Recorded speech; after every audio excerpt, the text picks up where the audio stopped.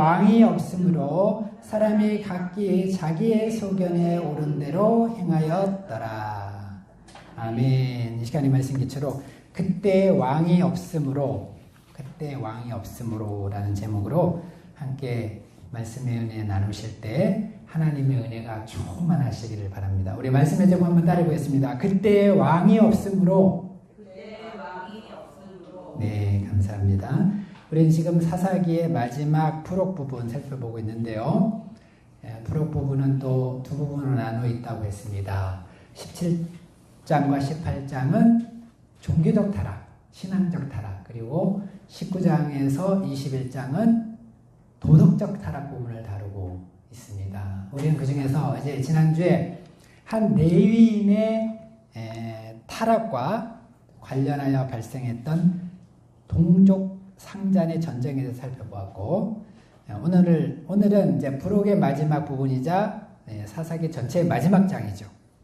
마지막 장으로서 전쟁의 후속 처리와 우리 사사기의 결론의 말씀, 또 결론이 중요하잖아요. 우리 결론의 말씀 살펴보도록 하겠습니다.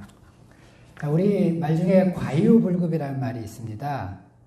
우리 기부와 불량배들의 범죄를 징계하는 것은 옳았지만은 이스라엘 백성들의 그 징계는 너무 과했어요.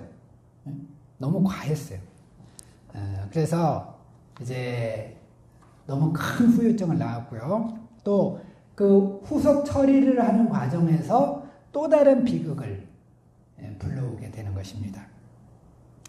자, 이제 이스라엘 백성들의 행동이 너무 과했다, 징벌이 너무 과했다. 그러면 적당한 수준의 징벌은 어떤 징벌이었을까요? 적당한 수준이라고 했다면은 사실은 범위를 상당히 좁혔어야 했습니다. 베냐민 지파 그 중에서도 기브아 사람들 중에서도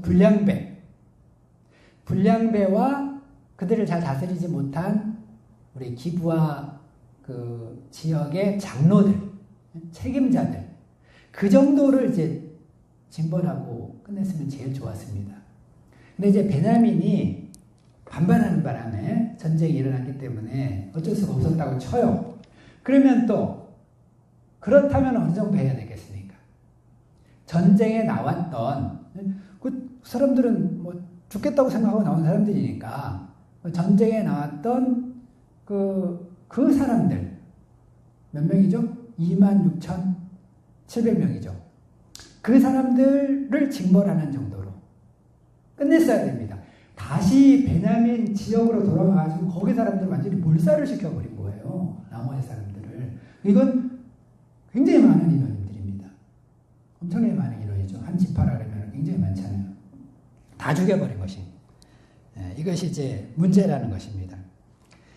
그러나 하나님을 왜 이 모든 일들이 생겼냐? 결국에는 하나님을 왕으로 모시지 못했기 때문에 이스라엘 백성들은 이제 방향 감각을 완전히 잃은 거예요.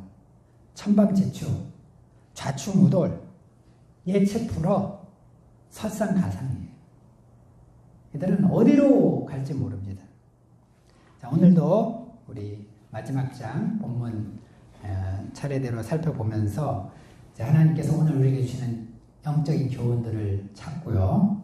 또 사사기 전체의 주제 다시 한번 살펴보면서 우리 사사기 강해를 마무리하고자 합니다.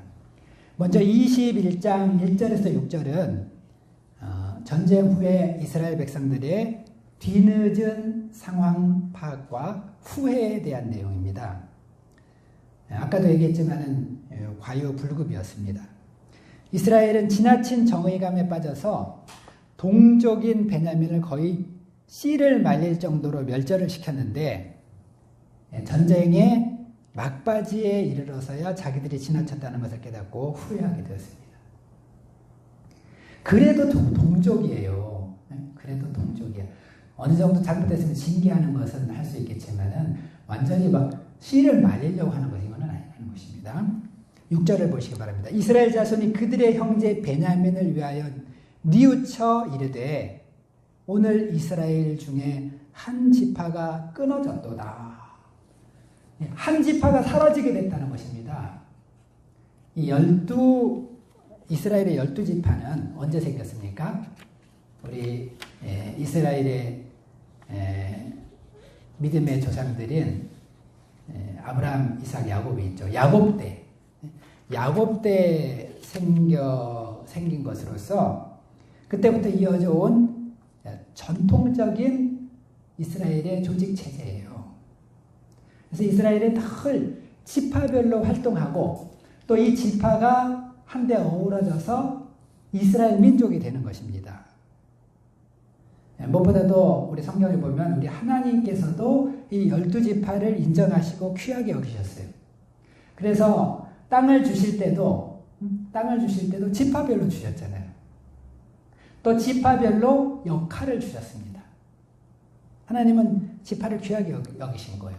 심지어 계시록 7장과 14장에 보면은 이제 마지막 심판의 날 하나님 나라에서도 하나님은 이스라엘 12지파를 찾으세요.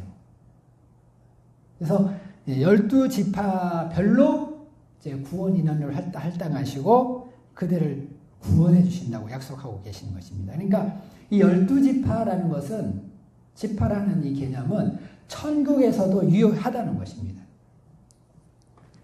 말이 이제 계시록 7장 14만 4천 명 이야기가 나왔으니까 이제 이 문제를 잠깐 우리가 짚고 넘어가야 되겠습니다.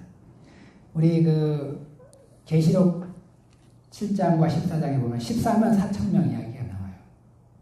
유명한 얘기죠.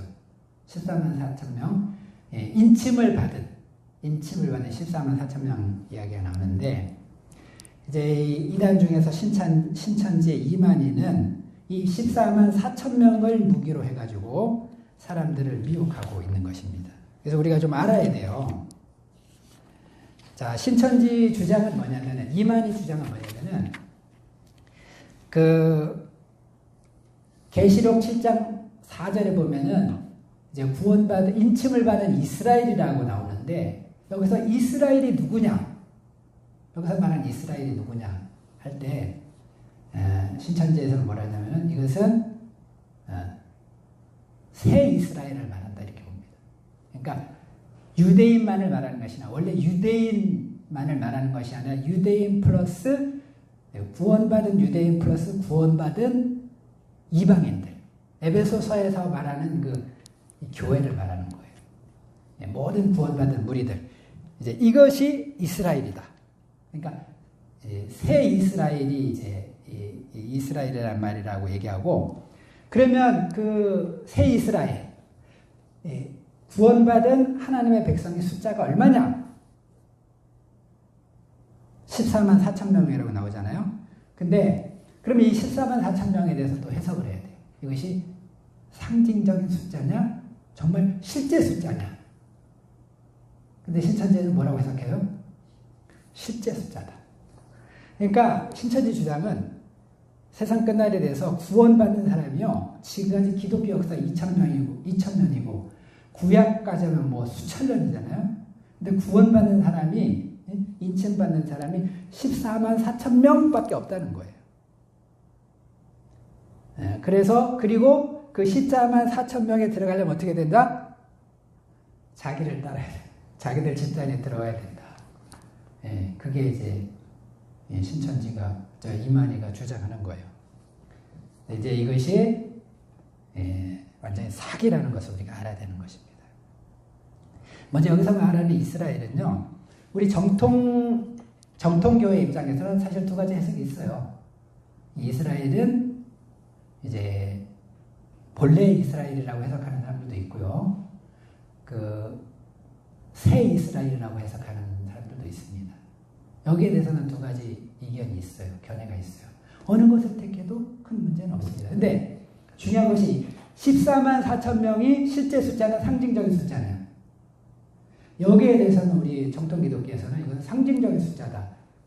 아주 의견 일치를 보고 있습니다. 그러니까 이만희 문제는 14만 2천, 이거를 실제 숫자로 14만 4천 명밖에 구원 못 받는다는 거예요. 그래서 자기들한테 와야 된다. 자기들고 과천하고 전국 그 주요 지역에 12지파라고 만들어놨잖아요. 거기에 들어와야지 구원을 받는다. 그러니까 사람들이 목을 매는 거예요. 그러니까 얼마나 그런 사기입니까? 응? 아니 지금까지 수천 년 동안 우리 기독교 역사가 있었는데 21세기에 응? 한국에 그 몇몇 사람들만 구원받는다는 거예요. 그러면 그들 주장에 의하면 구원받는 무리에는 과거의 믿음의 그 조상들이 들어갈 자도 없어요. 자기들 인원 24만 다 찾잖아요. 그러니까 뭐 아브라함, 노아 뭐 다 필요 없어. 다윗 안 돼. 베드로 오직 자기들. 얼마나 정말 자기중심적이고 말도 안 되는 그런 주장입니까? 이것은 상징적인 숫자로 봐야 된다. 상징적인 숫자로 보고 또 문맥의 흐름을 보면요. 여기서 말하는 이스라엘은 7장 4절에서 말하는 이스라엘은 본래 이스라엘을 말하는 거. 원래. 그러니까 이제 저기에서 해석해 보면은 7장 4절에서 말하는 그 이스라엘은 본래 이스라엘 백성들인데 그들의 숫자가 세어보니까 14만 4천 명이지만 이것도 상징적인 숫자고 또 9절에 보면은 이 사람들만 있다고 그러지 않았어요. 9절에 보면은 능히 헤아릴 수 없는 큰 구름대 같은 또 사람들이 있어요. 온 방언, 세상 모든 방언과 족속들 중에. 그래서 이스라엘 백성들에게 구원받은 사람 플러스 이 구름대 같은 헤아릴 수 없는 이 사람들을 이제 구원받은 하나님 백성으로 해석을 해야 되는 거예요. 근데 요거를 이제 14만 4천 명이라 해가지고 요거를 사람들이 얼마나 구원에 민감해요. 그러니까 그거를 딱 잡고 막 아전인수격으로 해석해가지고 자기들한테 와야지. 지금까지 다 틀렸고 이만희만 맞고 이만희 해석을 따르는 자기들한테 와야지 그 14만 4천 명에 들 수 있다고. 순엉터리. 그러니까 사기죠. 넘어가면 안 된다. 제가 그 이단에 대해서 유튜브에 간단하게 올린 거 있는데 거기 보면은 창세기 이단이 있고 계시록 이단이 있다 그랬어요. 창세기 이단은 문선명, JMS 정명석이 창세기 이단이에요. 선악과가 성관계다. 이게 이제 창세기 이단이고 그래서 회복되려면은 성적으로 회복되다. 이게 이제 창세기 이단이에요. 그 다음에 그 이만희는 계시록이다. 계시록을 가지고 사람들을 미혹하는 거예요. 14만 4천 명. 자기가 참 목자다. 그래서 유혹하는.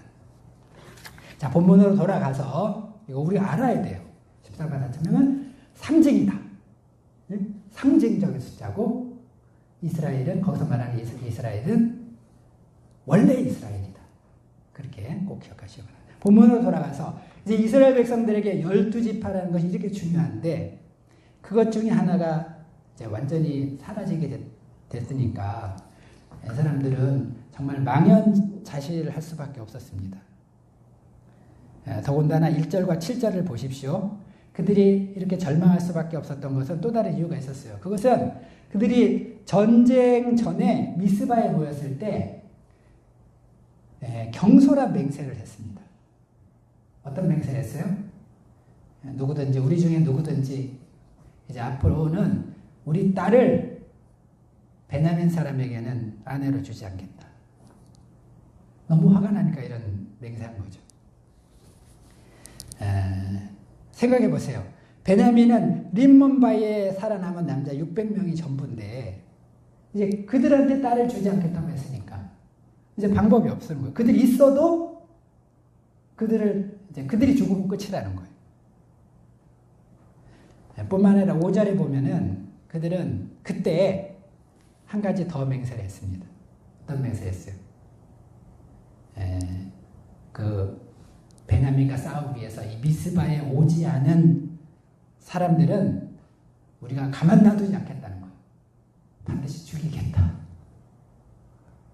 어떻게 이런 맹세까지 하게 되었을까요? 아마 기부할 사람들 때문에 너무나 분노했고 또 격앙되다 보니까 이런 맹세까지 한 것 같습니다.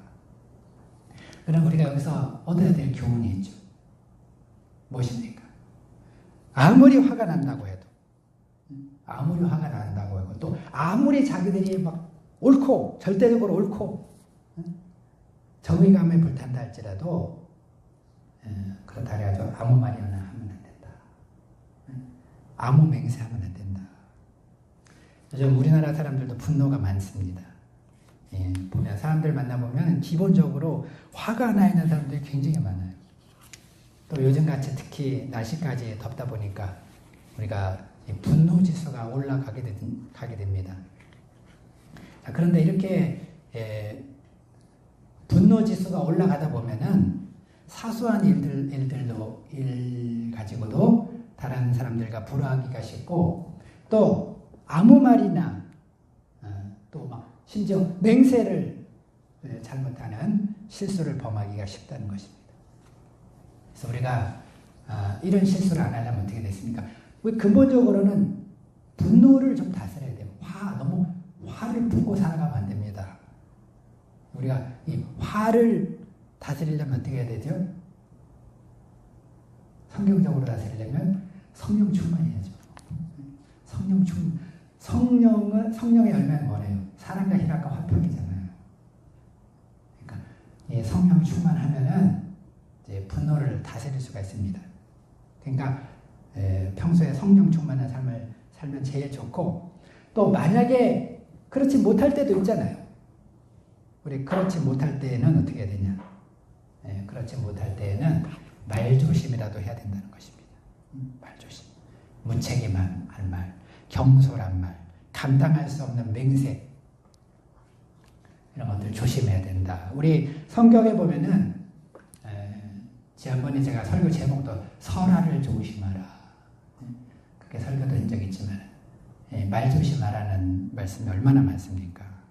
특별히 잠언과 야고보서. 이 잠언과 야고보서는 지혜서라고 합니다. 지혜서. 이 말 조심하는 것이 지혜라는 거예요. 여기 보면 많이 나옵니다. 우리가 어떤 상황 속에서도 분노를 잘 제어하고 또 이스라엘 백성들처럼 이렇게 경솔하게 행동하는 이런 사람들이 되지 말아야 되겠다. 신중하게 또 은혜로운 이런 말들 할 수 있기를 기도합니다. 3절을 보시기 바랍니다. 자, 이스라엘 백성들은 이제 잘못은 자기들이 하고도 하나님을 원망하는 투로 말하고 있습니다. 우리 3절에 보면 뭐라 그랬죠? 이스라엘의 하나님 여호와여, 어찌하여 이스라엘에 이런 일이 생겨서 오늘 이스라엘 지파 중에 한 지파가 없어지게 하시나이까? 아니, 잘못은 누가 했어요? 하나님 없어지게 했어요? 자기들이 하나님 마음을 섬기지 않고 또 자기들이 막 너무 무리하게 전쟁 일으켜놓고 그냥 다 죽여놓고 이제 원망은 하나님께 하고 있습니다. 자, 우리도 생각해보면 이럴 때가 참 많아요. 잘못은 내가 저질러 놓고 일이 안 되면 하나님을 원망하기 쉬운데 우리는 항상 그렇게 하면 안 되겠습니다. 항상 우리 자신을 돌아보고 하나님께 감사하고 어떤 일이 있어도 하나님 원망하면 안 되겠죠. 자, 실수는 실수를 부르고 범죄는 범죄를 부른다는 말이 있습니다. 네, 이스라엘은 지나치게 징벌하고 경솔하게 맹세함으로 생긴 자신들의 문제를 해결하기 위해서 또 다른 범죄를 범하게 되는 거예요. 8절입니다. 이제 그들이 방법을 찾다 보니까 이제 전쟁 중에 자기들이 했던 맹세가 또 기억이 났어요. 미스바에 모이지 않은 사람들은 우리가 죽이겠다. 이 맹세가 생각났고 그래서 누가 안 모였는가 찾아봤어요. 그러니까 누가 안 모였어요? 야베스 길리앗, 요단강 동편 3.2km 지역, 요단강에서 가까운 지역에 살고 있는 동편에 살고 있는 민족입니다. 이 사람들이 안 왔다는 거예요. 이 사람들은 야베스 사람들은 그 베냐민 지파하고 전통적으로 좀 친해요. 그러니까 베냐민하고 싸우고 있다니까 안 온 거예요. 단체로 안 온 거예요. 그러니까 이스라엘 백성들은 이 사람들을 이제 이용하고자 하는 것입니다. 그래가지고 이제 이 야베스에 군대를 보내가지고 또 이들을 다 죽일 생각하는 거예요. 다 죽이고 신부감으로 400명만 남겼습니다. 정말 이들의 발상이 어이가 없는 거예요. 그러니까 이 하나님을 떠난 사람들은 이런 사람들에게 뭘 올바른 판단을 기대하면 안 돼요. 완전히 그냥 어이상실입니다. 또 한 번 동족 상잔의 피를 흘렸다는 것입니다.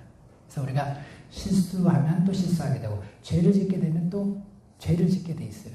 거짓말을 하잖아요. 거짓말을 감추기 위해서 또 거짓말하게 돼 있어요. 이게 중요한 건 뭐예요? 처음부터 작은 죄라도 안 짓고자 노력해야 되는 것입니다. 13절에서 15절에 보면 이제 이스라엘은 드디어 베냐민과 화해했습니다. 이제 400명의 야베스 처녀들을 베냐민 군사들에게 주었어요. 그러나 아직 200명 부족하잖아요. 그래서 이제 그들이 또 생각해내는 방법이 무엇입니까? 16절에서 24절에 보면은 그래서 생각해낸 방법이 납치혼이에요. 납치혼. 납치에다가 그냥 아내를 삼아 버려라.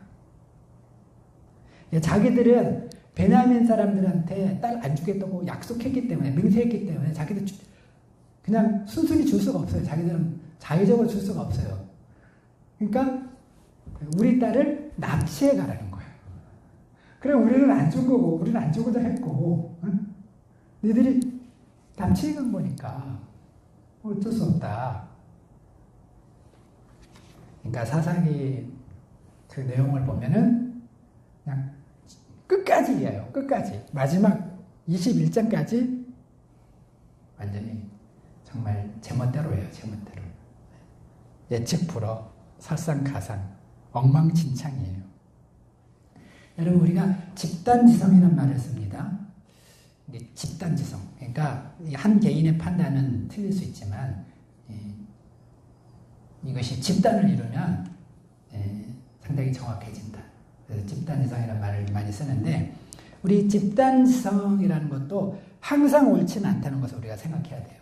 지금 이스라엘 백성들이 하는 행동이 다 집단이성이에요. 다 단체로 이런 결론을 내려가자 하는 거잖아요.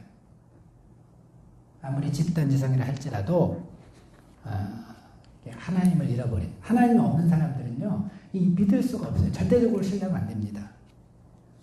어느 정도는 우리가 인정해 줄 수 있어요. 그러나 항상 끊임없이 성찰하면서 균형을 잡아야 된다는 거예요. 과유불급 조심해야 된다는 거예요. 자, 이제 마지막으로 25절은 우리 사사기의 주제이자 결론입니다. 우리 25절 다 같이 한 번 더 읽겠습니다. 시작. 그때 이스라엘이 왕이 없으므로 사람이 각기 자기의 소견에 옳은 대로 행하였더라.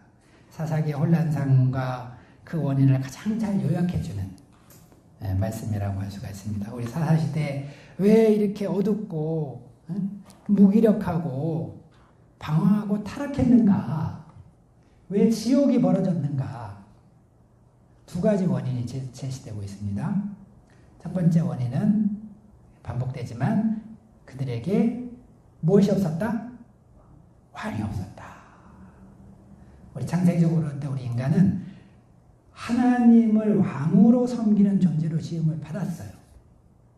그래서 하나님 왕으로 섬겨야 돼. 그래야지 자연스럽고 행복하고 모든 것이 질서가 다 맞아서 돌아가게 돼 있습니다. 자, 그런데 사람들이 이렇게 하나님을 버리고 하나님을 왕으로 섬기지 않을 때 어떻게 되냐? 자연히 방황하고 타락할 수밖에 없다는 것입니다. 자, 그래서 우리가 정말 우리 인생이 막 엉망진창이 된다. 그러면 돌아가는 방법 간단해요. 다시 하나님을 왕으로 섬기는 삶으로 돌아가면 되는 것입니다. 하나님께로 돌아가야 되는 거예요. 그래서 하나님을 단순히 구원자가 아니라 왕으로 모시고 하나님의 지배를 받아야 돼요. 하나님의 통치를 받아야 돼요. 그래서 하나님께 순종하고 충성하고 하나님을 사랑할 때 사사시대가 아니라 천국시대를 누리게 된다. 우리가 천국시대를 누릴 수 있기를 기도합니다. 두 번째 원인은요. 이것은 뭐 별개의 원인이라고도 할 수 있지만 첫 번째 원인과 연결됐습니다. 두 번째 이스라엘 백성들이 왜 이렇게 방황했냐? 자기 소견에 따라 살았다는 거예요. 자기 소견에 따라 살았다. 이 말은 무슨 말이에요? 하나님 말씀 따라 살지 않고 자기 원하는 대로 살았다는 거예요. 본성을 따라 살았다는 것입니다. 하나님은 우리 인간을 창조하시고 우리 인간의 행복을 위해서 말씀을 주셨어요. 우리 하나님은 계명의 하나님입니다. 우리 기독교는 계시의 종교예요. 그래서 계시라는 것은 하나님의 말씀을 말하는 거예요. 말씀의 종교예요. 신명기 10장 12절과 13절에 보면 이런 말씀이 있습니다. 이스라엘아, 유명한 말씀이죠. 내 하나님 여호와께서 내게 요구하시는 것이 무엇이냐? 곧 내 하나님 여호와를 경외하여 그의 모든 도를 행하고 그를 사랑하며 마음을 다하고 뜻을 다하여 내 하나님 여호와를 섬기고 내가 오늘 내 행복을 위하여 내게 명령하는 여호와의 명령과 규례를 지킬 것이 아니냐. 여기 우리 인간의 본분이 다 나옵니다. 세 가지입니다. 첫째는 하나님을 경외하여서 그의 모든 도를 행해야 된다. 하나님 경외하는 거. 그래서 또 경외하면 하나님의 길로 가게 돼 있죠. 하나님과 동행하는 걸 말합니다. 하나님과 동행하는 거. 하나님을 경외해서 하나님과 동행하는 삶을 살고, 둘째는 그분을 사랑하여 하나님을 사랑해야 돼요. 첫 번째는 경외하고 두 번째는 사랑해야 돼. 사랑해서 사랑하는 마음을 어떻게 해야 돼요? 마음과 뜻을 다해서 하나님을 섬겨라. 하나님을 사랑하면 또 말로만 하나님을 사랑하고 끝나면 안 돼요. 하나님을 사랑하며라 그랬지만은 원어에 보면 사랑하여가 더 맞습니다. 하나님을 사랑하여 하나님을 섬기는 삶을 살아야 돼요. 그것도 설렁설렁 어쩌다 섬기는 게 아니라 마음과 뜻을 다해서 마성이 맞뜻힌 마음과 성품과 힘을 다하여 마음과 뜻과 힘을 다하여 다 같은 말이에요. 하여튼 내게 있는 모든 것을 다 바쳐서 하나님을 사랑하는 섬기는 삶을 살아야 된다. 두 번째 본문이고, 세 번째 본문이 뭐예요? 하나님께서 우리의 행복을 위하여 주신 모든 명령과 규례를 지키라. 여기서 특히 율법의 목적이 나오죠. 내 행복을 위하여 명하는 명령과 규례다. 우리 선한목자교회에서 제가 아주 많이 강조하는 것이 이거 아니에요? 하나님 말씀은 우리의 행복을 위해서 주신 것이다.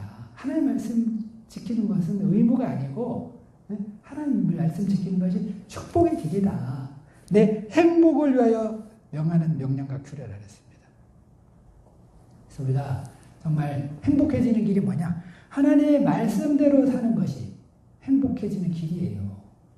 행복의 파랑새를 찾아서 먼 길 떠날 필요 없어요.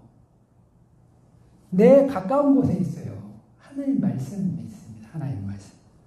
하나님 말씀 따라.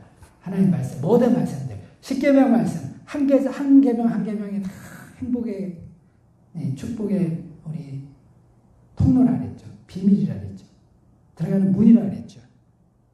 말씀 순종하면 행복하게 되는 것입니다.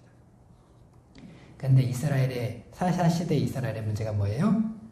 이 말씀을 버리고 자기 소견대로 살았다. 자기 생각.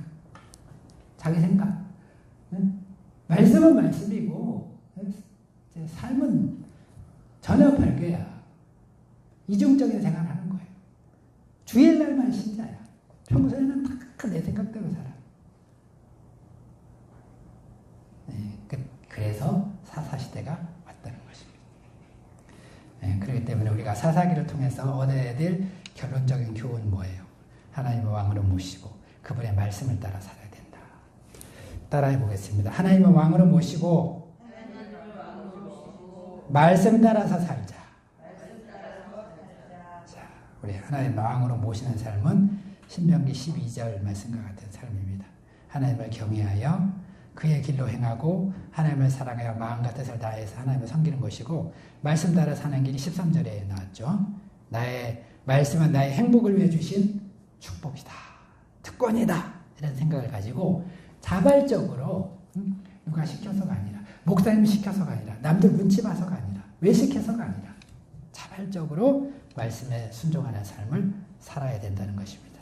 그때 어떻게 되냐? 그때 사사사 시대가 아니라 천국 시대를 이 땅에서도 얼마든지 천국 시대를 우리가 누릴 수 있다.